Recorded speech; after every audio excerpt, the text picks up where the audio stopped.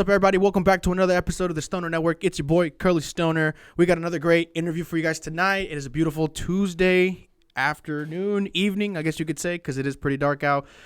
With us today, we got a DJ here in the Coachella Valley, and he's not just a DJ, he is the DJ. He is the resident DJ over at Reforma. Ladies and gentlemen, we have DJ Boogs. What's up? What's up? How you guys doing, man? Thank you for having me. Thank you for coming on, man. This has been, I think, one since I first met you that I wanted to do for a while. Just getting in the mind of a DJ, you know. So I want to kind of see how was music introduced to you, and like how did it become a part of who you are? Yeah, I think for me, music has been in my bloodline. You know, started with my dad. Rest in peace. Started with my dad, my grandpa. They were all musicians in Texas. Oh wow, okay. So I think it started from a young age.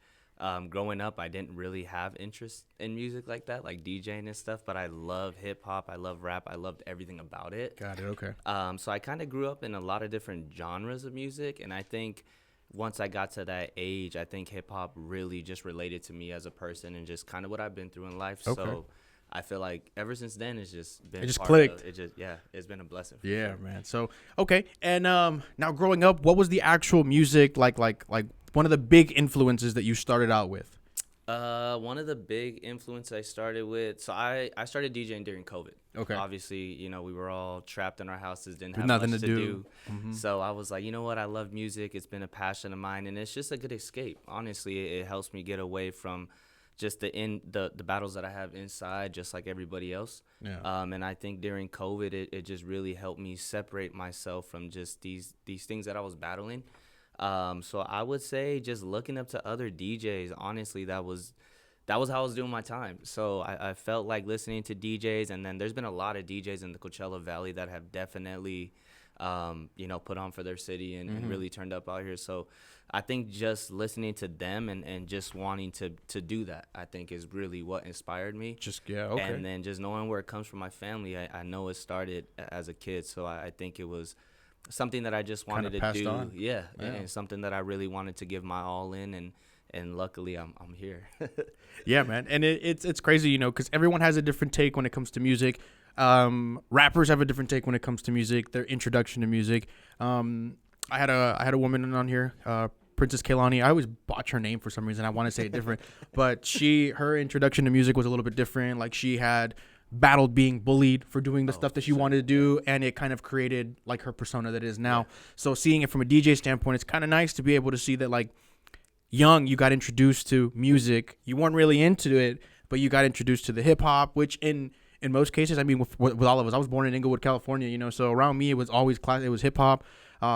All I was listening to or hearing around me was like Eazy-E, Dr. Dre, Nate Dogg, all that stuff. Tupac. And yeah, it just made you kind of never, I guess you were in a circle, you know, where you were in a circle where you didn't know what was outside of that. For sure. Because you kind of grew up in it. So growing up, what did you find yourself listening to the most? I would say a lot of hip hop, just like you. I was born in '93, so I feel like Tupac, Dr. Dre, Snoop. They were kicking off. Yeah, I mean, to me, that was just like prime time.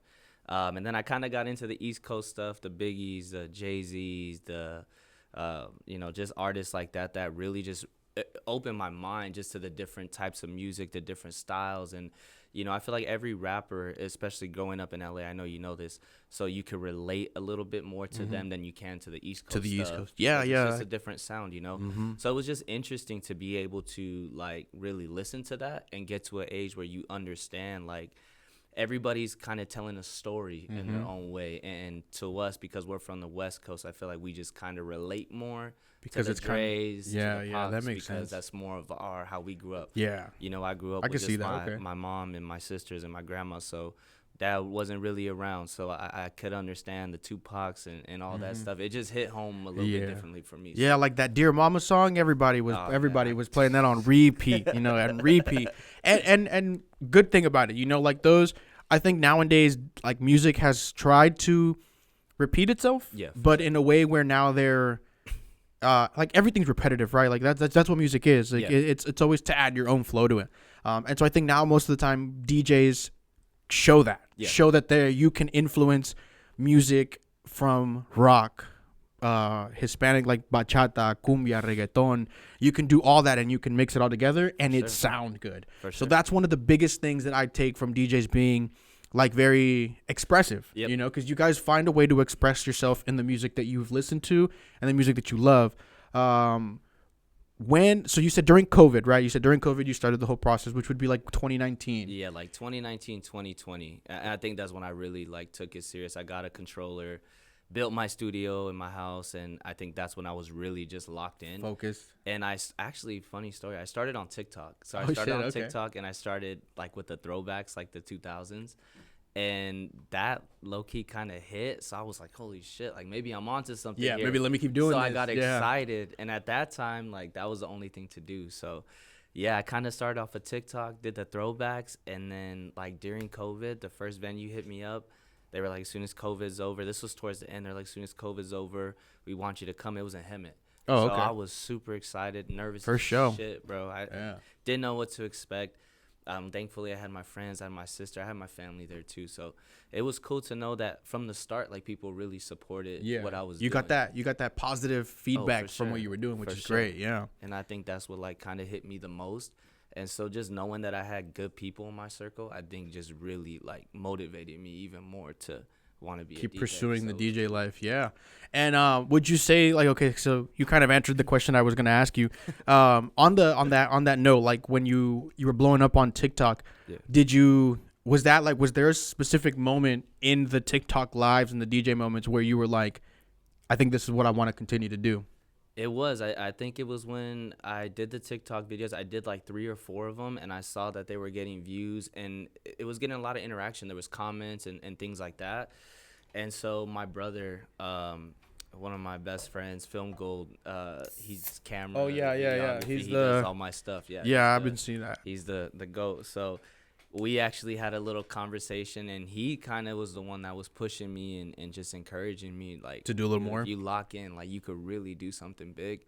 And he's known me since I was a kid, obviously. So he just knew my passion and my energy, and he knew, like, if I really stuck to it, that I could do something. You could do something. And It here you are. It was clutch to have him for sure. Yeah, Like, and that's good, you know, because most people will say like, okay, like again, this is me just seeing the difference between like artists, rappers, singers, and then DJs.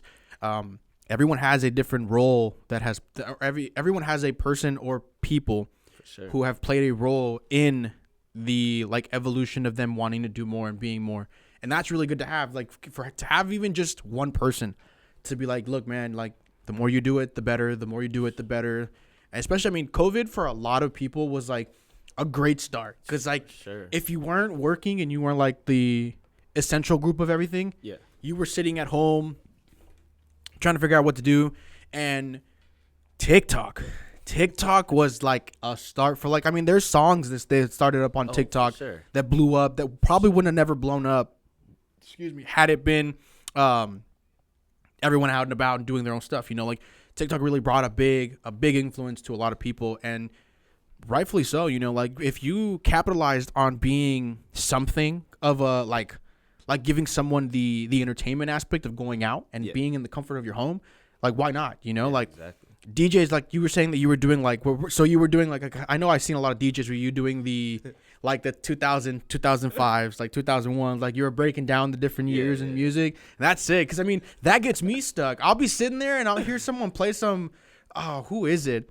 He plays a lot, but he's always outside and he's always like, he's in Miami or something, but he's always playing like, he'll do live sessions where he's out and about and he's just like, in the beach, and you just see the background of the beach, and he's just playing bangers like throwback reggaeton and all these different. There's a couple DJs like that. I think it was it Oso or something. Yeah. That's exactly who it is. And he was somebody on TikTok that at that time too during COVID, I feel like he was really blowing up too because he was really taking advantage. And I think that's what everybody did during COVID. I mean, if you had a passion for something, you were really like trying to master that and really trying to put everything into it because all you had was time. Yeah, So and sitting around, it's either sitting around and not doing anything or figuring out what you're gonna do to not have to go back to work. You know, and that, I mean, again, for many people, COVID was something that was either really good or just really bad. Really bad. And the people that capitalized on it being really good ended up seeing like a good turnaround, especially with like we're talking about TikTok, right?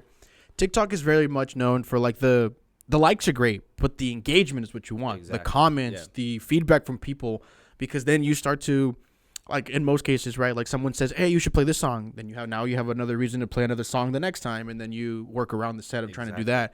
And I think most people don't understand that. I mean, so I guess they do, right? But some people kind of try to belittle the role of a DJ because they say it's not something that they're able to do. But then you actually see, and you're like, you have like hands-on experience on someone doing something, and you realize this is a lot more than what other people that don't do it assume it's not. And I think that's with everything. Like the work has to be put in for people to see the effort that is made. And DJs, I mean, y'all sitting up there having to know when to load up, when to do this, when to mix, when to switch, when to do everything on point it's like trying to tell somebody to learn how to tie their shoes and they don't know what the hell a shoestring is, So it's nice. Now, you said one of the first times you performed, which was after COVID, was in Hemet, right? It was in Hemet, so how did that go for you? Like, what was the experience standing up there and doing music?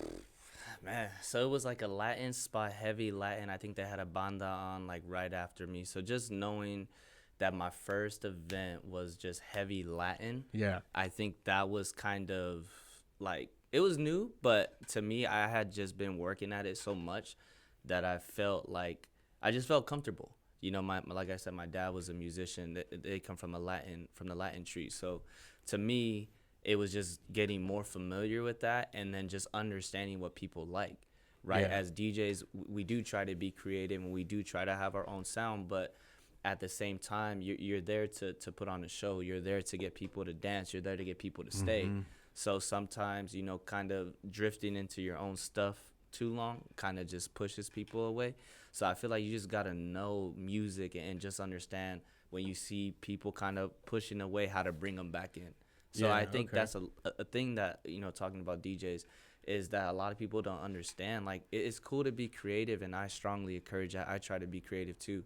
But at the same time, you got to know how to read a crowd, right? We're not there for me or for you or the next DJ. We're there to help this business essentially, make money and have people buy bottles and stay and want to like keep turning up. Yeah, interactions are big. So if you go on Reforma's page, there's people, leaving comments that they have fun, it was a good time and stuff, and that's what you want.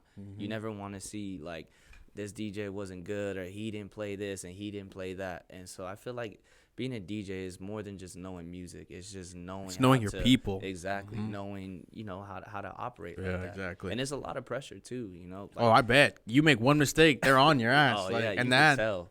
It's almost like movies, like not a movie, a play, right? Yeah. When you're at a play, you're expecting some type of performance. Yeah. And if you don't get the performance and you get that feedback, it not only diminishes what you're trying to do, it also impacts the business. Yeah. Because then they're like, oh, I shouldn't have done that. Like, I shouldn't have brought you out or this and that.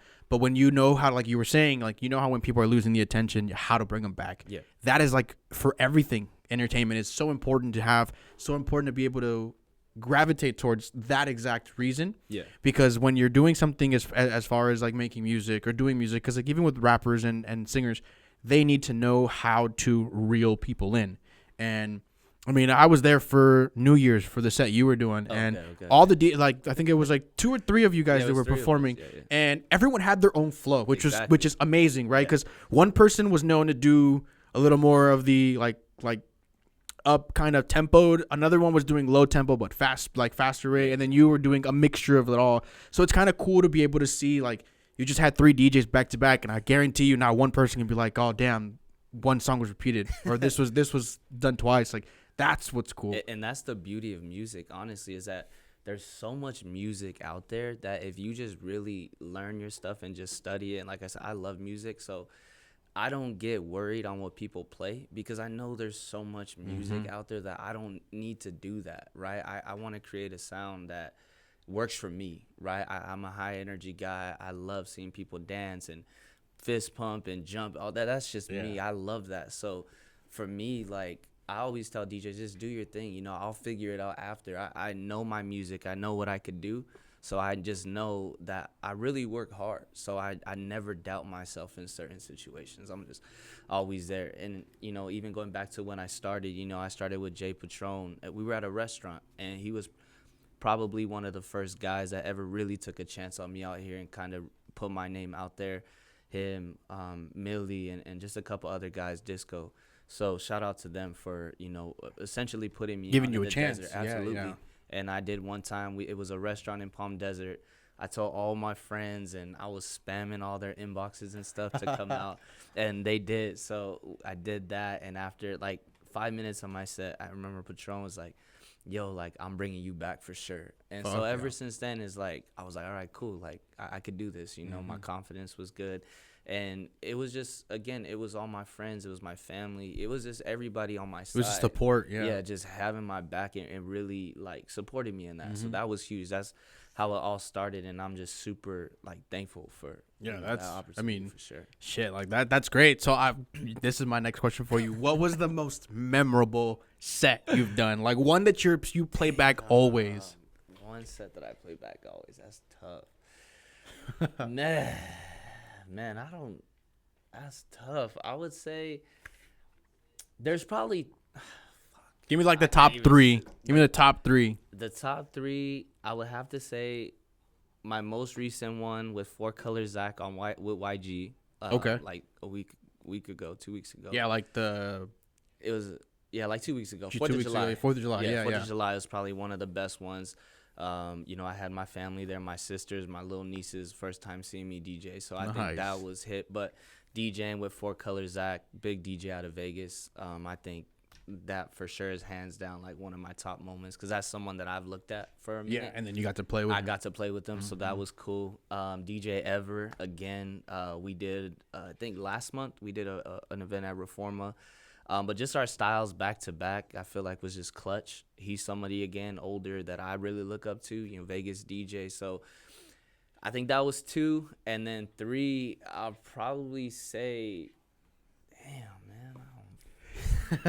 So many, like, I don't know. And then I say, like, the local DJs. Like, when I DJ with disco and bass moves and D-Tomp and just some of those, you know, just to name a couple, I think that's always super cool, too, because it's the community coming together, you know, and I think the community has so much talent, even with the new and upcoming DJs. Yeah. The Valley's so talented that, like, just being able to DJ with them, it really, you know, it hits home. It's something special because this is where I'm from. That's where you're from, yeah. To be able to be with them and you know, support them. And I've always been that type of DJ to show love to everybody, you know. So being able to DJ with them, I think is really, it's been cool. So I put that for sure my top 3. And that's nice, you know, like I got a few moments I can say, like, recording and filming stuff has been great. Like, going to recording and doing like a whole intro video for OGZ. Like, I did the whole Golden Smoke Job when he did the first when he performed at Reforma. So like I those moments are great, right? And it's moments like that I guess kind of keep you going in what you're doing and how you're doing it. And in most cases, there are some people that's what they think it's always been like. And for anything that you do, whether it's music, rap, DJing, or even, I mean, for me, photography, videography, people think that those are the moments. Honestly, for me, I think there's moments where I've stressed myself out to the point where, like, I'm like, fuck, I don't know what I'm going to do. And I think that, for me, is one of my most memorable moments because it really made me realize either I really want this or I'm just going to throw in the towel and give it up. Sure.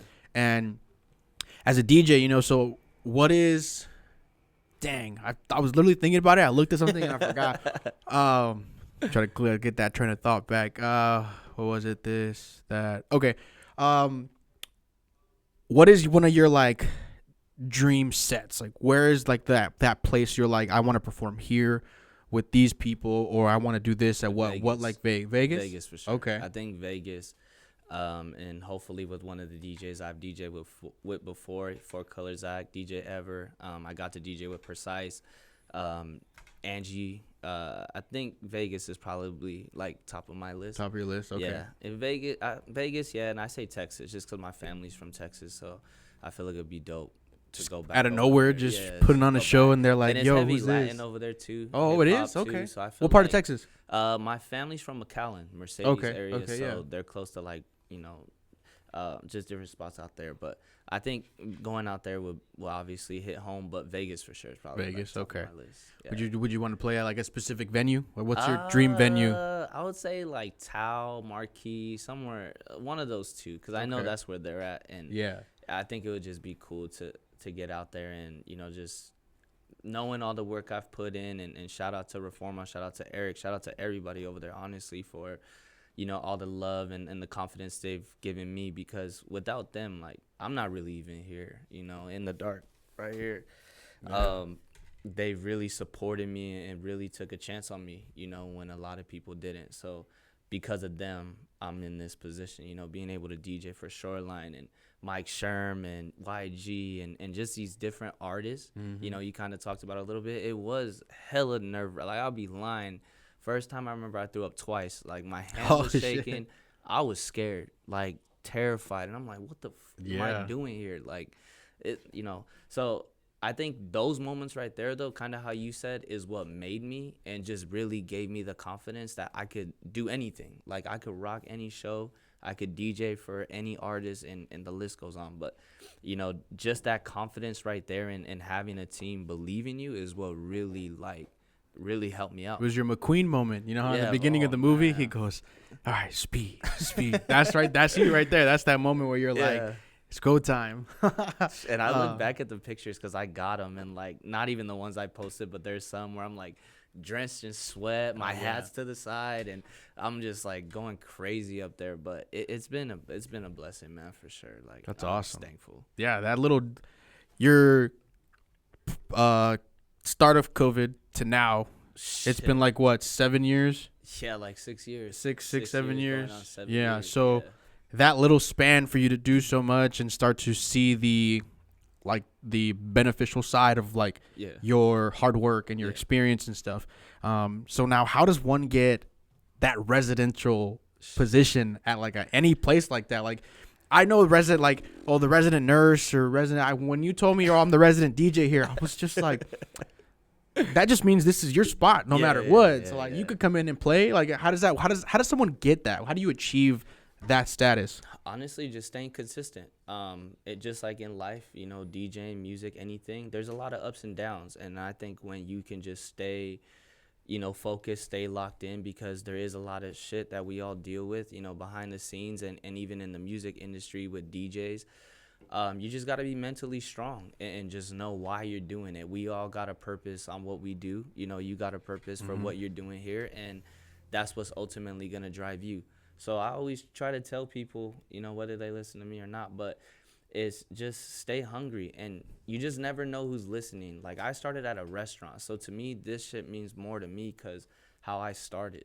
Like, I didn't have friends in this. No one's like, hey, check him out. Like, or put you on right away. No, like, I had to really push, and luckily I had people that saw me and took a chance. So, but it started with me DJing at 9 o'clock before people was even there, like, DJing just for DJs.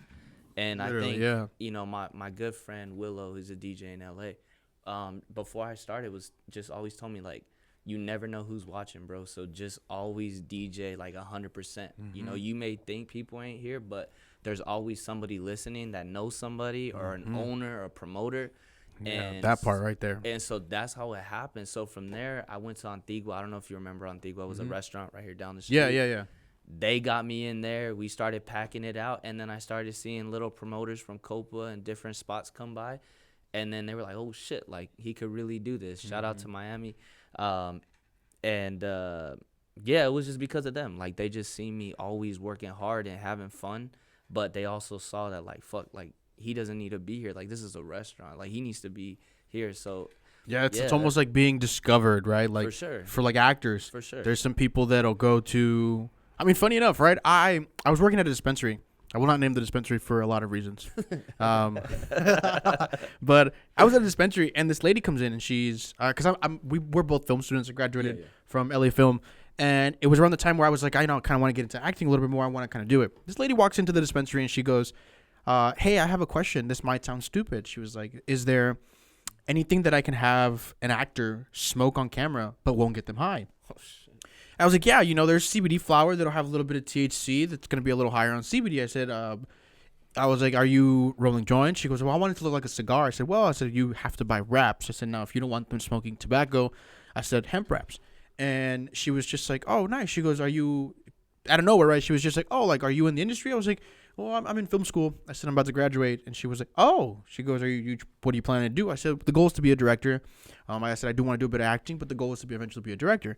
And she writes, she's like, you have pen and paper? She gives me the Zoom number, the Zoom name, the password, the email address, her phone number, and she goes, I have a Zoom call tomorrow at 12. She was like, can you come on to the Zoom call, and are you available? And I was like, sure. And just like that, right? I was supposed to just be a production assistant, which is just going there, setting up craft services for like everyone's food, snacks, and picking up and cleaning up, kind of just the breakdown of everything. And it got to the point where she was like, hey, we have a small role. Are you interested in doing it?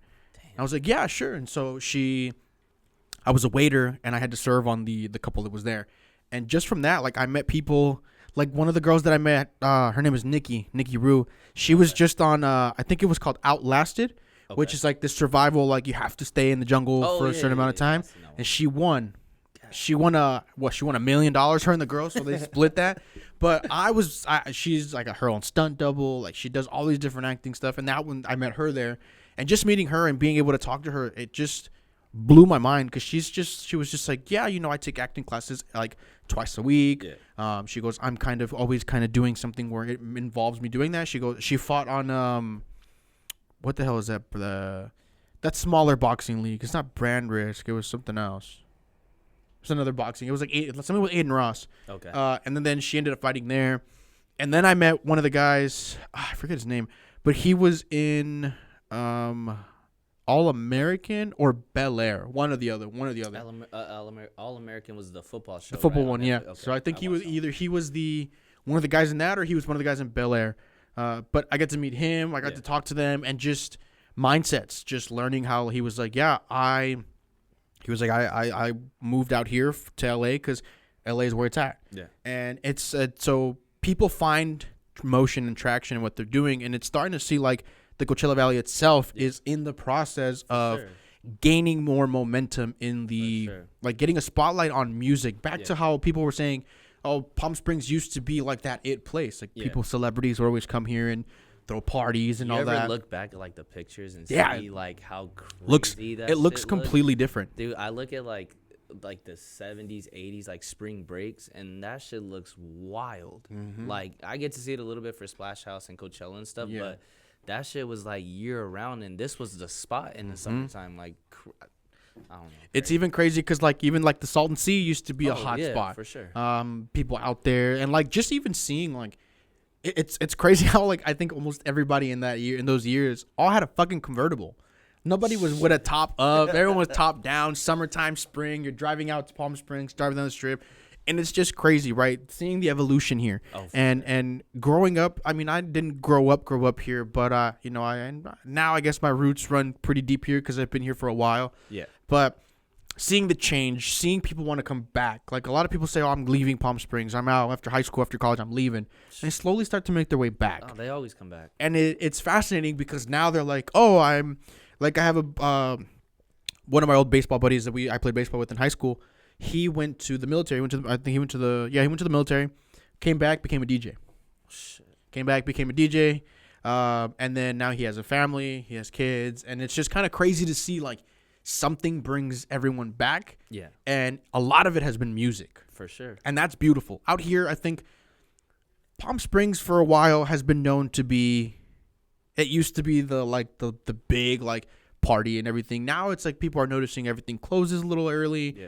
But that's during the week. Then you get the weekend and things are closing, but other things are coming up. Do you remember the old nightclub that was so it was in two locations. It was a little closer, more uptown Palm Springs, kind of like where now it's what is the name of that place? It was the one big nightclub and then it shut down. Was it Zelda's? Zelda's, yeah. So there was two locations to it. Zelda's, they had the Zelda's kind of closer to where the strip was in the back area. It was in the backside, yeah. Mm-hmm. And then they had it to where it was over by where like the Hair of the Dog, or not the Hair of the Dog is. Yeah, that's Hair. No. Yeah. Hair of the Dog. Kind of across the street. Across the plaza by Revivals. Yeah. And then it shut down. So there was another nightclub that was where the Glory of God Church used to be.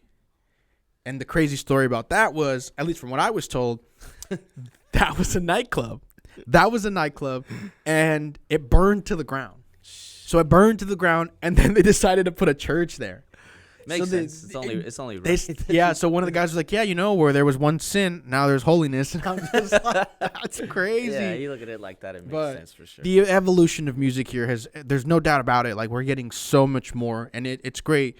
And so, what's like so like okay, you do the residency at damn, I keep losing my train of thought. I'm getting hot. That's why. So you have that. You do the residency when you're at Reforma. Yeah. Now, does anyone else kind of reach out to you? Like, what's another one of your favorite places to like kind of go and perform at? Yeah, so I think I've pretty much been everywhere here in the desert. I've been at Copa, I've been at Rooftop, I've been Reforma. I mean, there's only a few nightclubs left right now. I think once kind of after COVID, things just kind of started to slow down a little bit. I've been to Bart's. There's some new up and coming stuff in Indio that I would love to tap into just because that's where I'm from. But I would say probably Rooftop. Rooftop is probably one of my second places that I'm at. I kind of just try to stay out like Palm Springs area, like Rooftop and Reforma. Kind of like within the area. Yeah, just out here, just because like a lot of my friends are from out here, and I think I've built a name out here at those two venues to where like I know I'll always get support there, a lot of support, and I feel like every time I've been there, from the staff to security, it's just always been comfortable for me. I've never had to worry about nothing. They always treat my friends, my family like super cool. And to me, that's big to me. Like it could be the biggest nightclub out here, but if you treat people disrespectfully or not right, it just would make me not want to go back. Yeah, that's just true. because I know I put a lot into it, and I know my friends come, my family comes, and it's a good group. So to me, it's like, as long as we're taken care of, like I'm happy, and I could say Rooftop and Reforma has definitely took care of us hands down. Copa was always good vibes too. I know they're kind of doing their own thing over there, but it's like you said, everything is like it grows. So I was at Copa for a little bit, and then they got up and coming DJs. Fam Bam is there. Just certain DJs that they bring in there, and it's cool. It's cool for them to get their shine as well, because they're just as talented. So to see those spots bring in other DJs is fire. I like that. Yeah, and some would say like, I mean, with many things, right? Like for instance, like when there's one type of person that kind of introduces different music to a place, then there's more room for other people to be like, sure. Oh, if this worked out, let's do another one. Because I know that Bart's does like some goth night or something, and they play like emo night, they got goth night, they got like a lot of stuff. Pokemon night, they got a lot of the game night, they got throwback nights now. They got their Latin nights on Sunday with LF, who've been killing it for a while. So it's just cool to see like other venues like just do things. Like the Valley again has so much to offer, and I feel like we just really got to take advantage of it. Like there's just got to get on that map and stay there. Yeah, there's so many talented places, but yeah, for the most part it's there. But I do travel too. I've been in LA a few times, Seattle, Utah. Okay. So San Diego, I've been in some good places. So yeah, but being home is it's different. Like when I'm not at Reforma or somewhere for a couple weeks, I'm like, damn, the next time I go back, it's just like that adrenaline, that again. rush. Like I'm excited. Like to me, that's home. And so I'm always talking like, can't wait to be home. And when I do, it's just like being comfortable, seeing your friends out there, seeing new faces. I mean, we get people from out of town that come out here. So to see them, it's a different energy for sure, hands down. And I love it. I feed off the energy. So you get all that rush because you're getting all the people that are surrounding you with like, and it's, it's crazy. Cause again, like when I saw you first perform, there was like there was a song you did, and it made me want to like bring out my phone and record, because I was taking pictures of you, and I was like, nah, I gotta record this, because it just and whoever, shout out to whoever you guys have that's like working the lights, because like shit is fucking crisp, it's like on point. Spot on, It's like on point. Every beat drop, everything is just the lasering, like and then for New Year's that fucking the fog machine from the Vegas crazy. Yeah. I remember Absolute I was the crazy. one that hit one of the buttons. So it was Yeah, you were up on the left side. on the Yeah, counter, and then the other one was over here. Yeah, that was fucking crazy. that was fun for sure. Those nights, and see things like that, I think like for me, I'm in the crowd. Even if I end up going there, I don't really do much clubbing. We have our kids are really young. Yeah. Like I think as they get a little older, we might try to go and do a little bit more. But I think with me, like when I go there, I want to be I don't even want to go there to just fucking do any dancing or drinking. I just want to go there to take photos. Like for any place that I go to now, I always picture myself like that's me, right? My moments are always to capture moments that people think are being left out. Yeah. Because that's what makes it great. You get a random photo from somebody that saw you there and you're like hands up, cheering or something, you know, like it makes it like, holy shit. Like this isn't even from someone that knows me. This is just someone that's posting and tagging Reforma. And I think like that's a good point to me is like, I feel like for me, I get so caught up in like the everyday stuff and being there as a resident so often. I think there was a place and a time where I was like, damn, like I feel like I'm not enjoying this. Like I feel like I'm not really like in the moment with these people and really understanding what I'm doing in the sense of like energy and the moments and the laughs and just seeing people happy. I think I really had to take a step back at one point and be like, fuck, like I want to enjoy this too, you know? And so when I'm DJing, I don't really drink. After it's a different story. But when I'm DJing, I don't drink before I don't, because I want to be able to feel like that energy. I want to be able to like turn around and see my friends laughing and dancing and messing around. So I think to me, it was a little harder to adjust because like being at Reforma, that's like the top spot out here. So, you know, I think I was starting to get comfortable and I was like, whoa, like I got to take a step back. And you got to have, you slowly like, in a sense, you would say like, you have to slowly remember like where you came from, humble yourself and just be like, all right, look, we're here. Yeah. Let's remember where we came from. Let's remember how to act. Let's remember how to do things, which makes it perfect. I mean, that for any business, anywhere you go, you know, it's always nice for them to know like your professional standpoint isn't curved when it comes to wanting to have a good night. Yeah. Like your night doesn't start with drinking, your night ends with drinking, and that makes all the difference. Exactly. All the difference. And then, you know, being a resident at Reforma, you know, I do understand that I represent them, and if I'm out doing some dumb shit, like it's a reflection on me, and I don't ever want that to get that way. Yeah. I also have 3 daughters at home too, so I know they kind of see what's going on, and you know, it's a little bit harder. They find me on TikTok. Their friends find me on TikTok. So it's they're like, "Is this your dad?" Like, yeah. And my oldest plays soccer, so I know her friends kind of see stuff, and I think it's cool.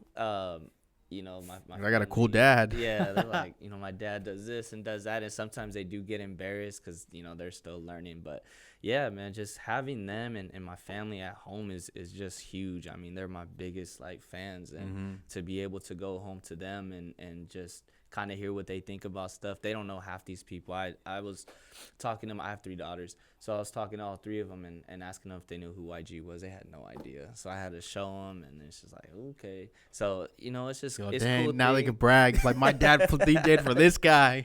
Shoreline, my little nieces know Shoreline, so yeah, man, it is. It's fun. I mean, like you said, it's just really taking everything in and really just like understanding where I'm at in life and knowing that I just got so much more shit to do. So I don't know. Yeah, I'm excited, man. Yeah, man. That's great. You know, so like speaking about like the kids, right? Like the example for them. Yeah. Perfect example for me, right? The other day I was at the grocery store and I'm ordering us some coffee. I just got out of the gym. I had a nice workout. I go and get coffee for us at Albertsons. And out of nowhere, I'm listening to a podcast. I'm walking to the checkout line, and this guy comes up to like behind me, and all I hear, because like you know when you have an AirPod in, people are talking around you. You're not thinking they're talking to you, and I just hear someone say, "Hey, I'm here. Hey, I'm here," and I'm just like, "What the fuck?" And normally for me, like if I'm listening to something, I'm walking up to the checkout line. And then I look behind me to see if someone's behind me so I could put the little guard thing to separate our stuff. Yeah. And I see like a dude, like I'm 5'7". For me to look down on you, that's insane to even say I had to look down on this guy. So he was either 5'5" or 5'4", and he's wearing the Albertsons uniform. And he was just like, "I'm here. You want some?" And I was like, "What?" And he goes, "You want some? You want some?" And I was like, "Are you good, buddy? Like I don't even know who you are. Like what's going on? Are you good?"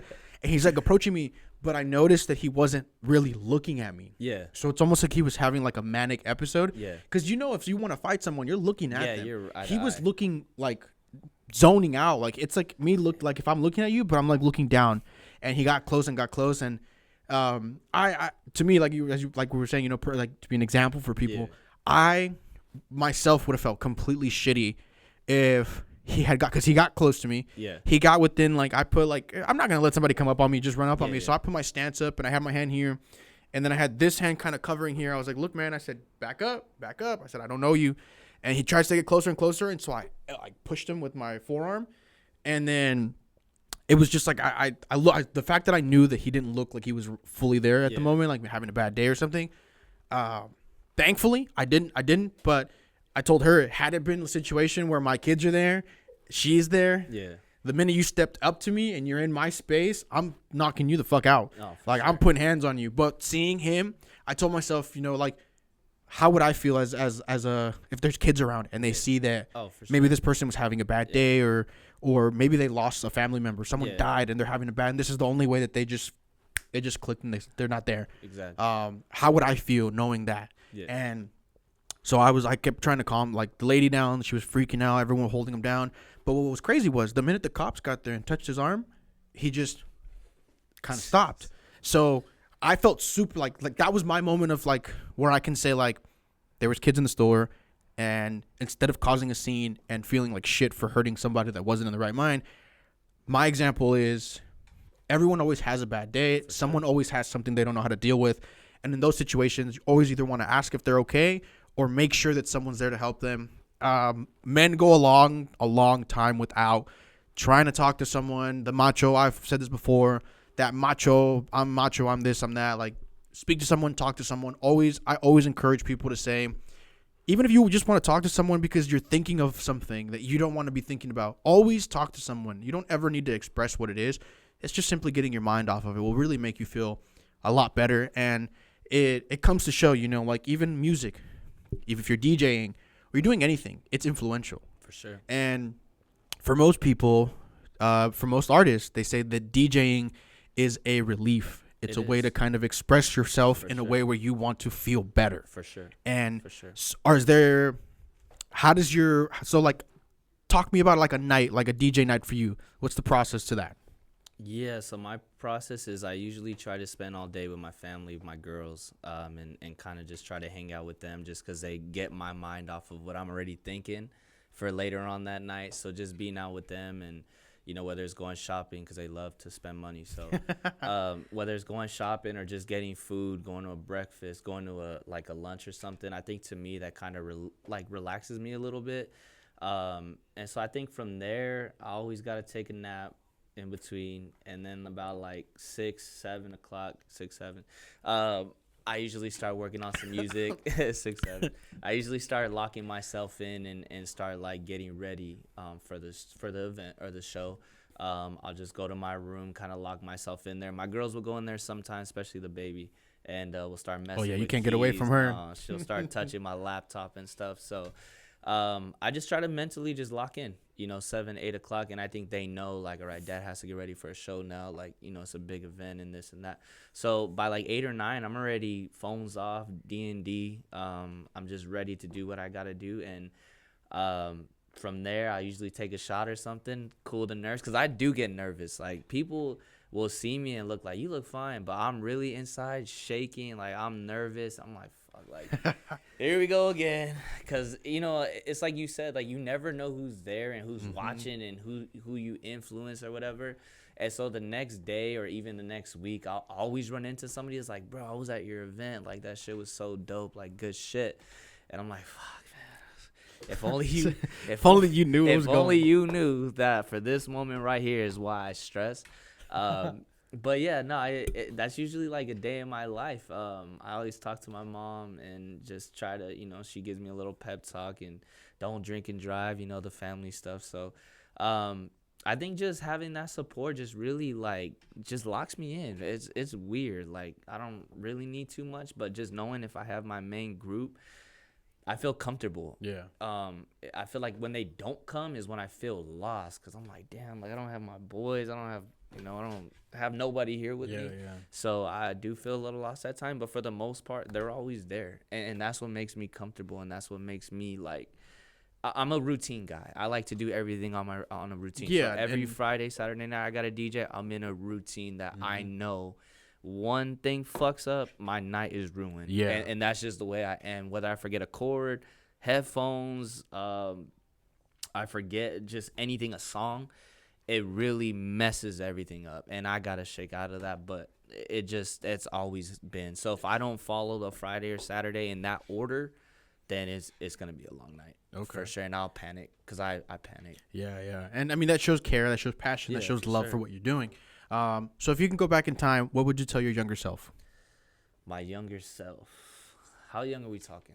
Like, you just started like middle school, sixth going into seventh, and you're slowly getting to like the high school years. What would you tell yourself with how your life is going now? What would you tell yourself then? Now, I would just say, just dream big, and just really lock in, like really find what you want to do in life, and really know that there's no limits on what we can do.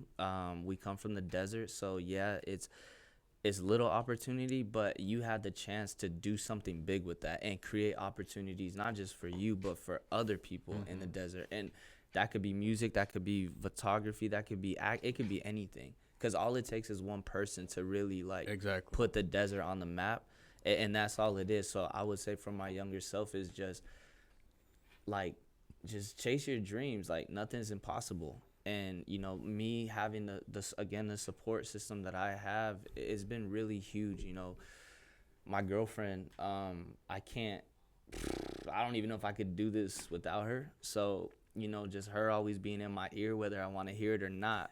I've always been pretty hard-headed. That's the way I've been. That's how I am. Yeah. So at times I'm acting like I don't hear it, but I do. And without her, I say she really does put a lot of good stuff in my head that I need to hear. And so I feel like she relaxes me, and she just helps me see out a different view. So That's awesome. yeah, I would just say just be open. People, you got your support system, and just listen, trust them. My dad wasn't really in my life, and I had a lot of trust issues and still struggle with that till this day. But I've learned that the more I've leaned on people, like certain people that really care and that are there all the time, I feel like it's helped me out a lot. And so I would just say, no matter what you go through, just know that there is someone that cares at the end of the day. And, you try to push people off as much as you can, but they're not going nowhere because they care, right? It's like an addict. You can tell an addict so many times not to do this and do that, but they keep seeing you come and come and come, and why are you here? I'm not doing this. I'm not doing that. It means something to them. It hits home, and that is what could change somebody's life. You brought up a good point.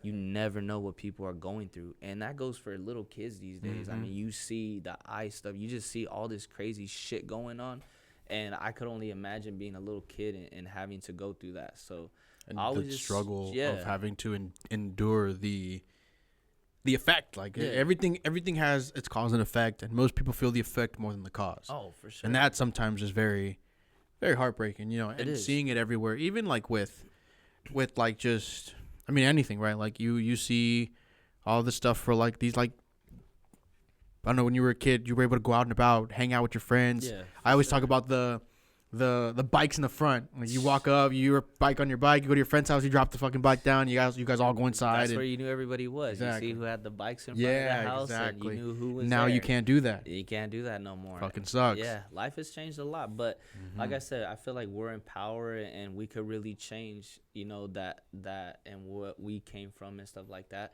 And I think that's big. I think it's not about the money. It's not about what you got, what you don't got. It's we all have a voice. We all could make a difference in some way. Not everybody feels like that, but you really can. Like you said, when someone's going through something, a phone call, that person right there just helped you through so much shit, and who knows what you could have did or were thinking of doing. That's true. That one phone call really just changed the whole outcome of your life, without you even thinking like that.